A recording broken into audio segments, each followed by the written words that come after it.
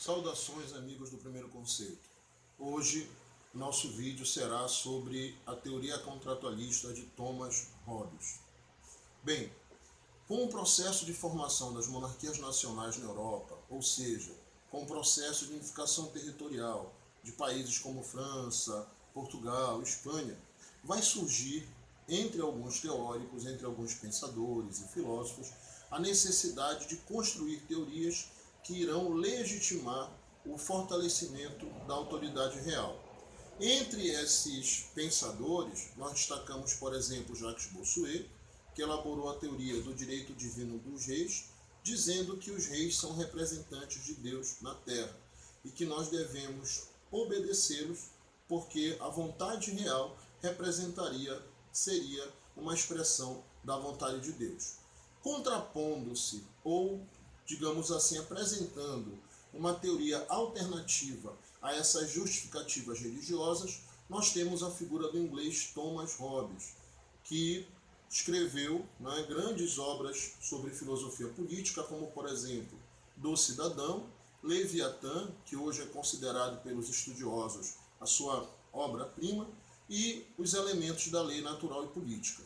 O que há de inovador, digamos assim, dentro do pensamento político do Thomas Hobbes? O Thomas Hobbes, ele formula uma teoria contratualista, dizendo que, na verdade, o rei não é rei pela vontade de Deus, mas ele é rei porque ele foi agraciado, digamos assim, por um contrato. Deixa eu tentar me explicar melhor. O Thomas Hobbes, ele vai apresentar uma crítica também ao pensamento aristotélico. Lembrem que o Aristóteles ele diz que nós somos animais políticos e que nós já nascemos dentro de uma comunidade política, que no caso é a família. O Thomas Hobbes ele contesta essa teoria do animal político, a teoria do zoon politikon, e ele diz que, na verdade, nós primeiro vivemos dentro de um estado pré-político, que seria o estado de natureza. Nesse estado de natureza, nós viveríamos com uma liberdade irrestrita e poderíamos fazer tudo o que nós quiséssemos. O problema do estado de natureza é que, devido à ausência de um Estado, de uma instituição política que controle o homem e tal, então o estado de natureza ele era marcado pelo crime, pela violência e fundamentalmente pelo medo da morte violenta. Foi por causa do medo da morte violenta que existe dentro do estado de natureza que os homens resolveram estabelecer entre si um contrato.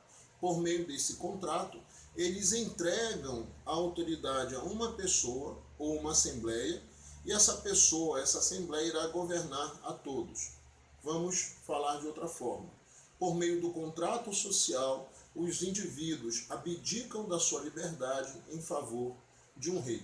É o contrato social, é o medo da morte violenta e não a dádiva divina que inaugura o Estado e que concede ao rei o poder sobre as outras pessoas. Olhando por essa perspectiva, o pensamento político do Thomas Hobbes ele pode ser considerado como uma ruptura com o pensamento religioso ou com as justificativas religiosas para, digamos assim, a autoridade real.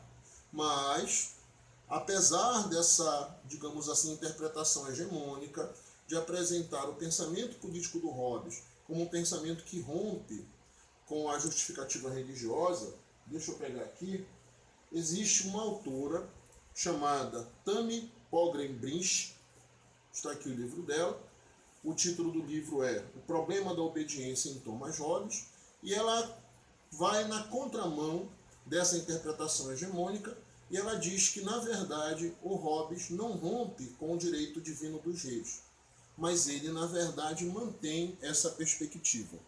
Quer saber mais? Venha para o primeiro conceito, porque toda ciência é humana.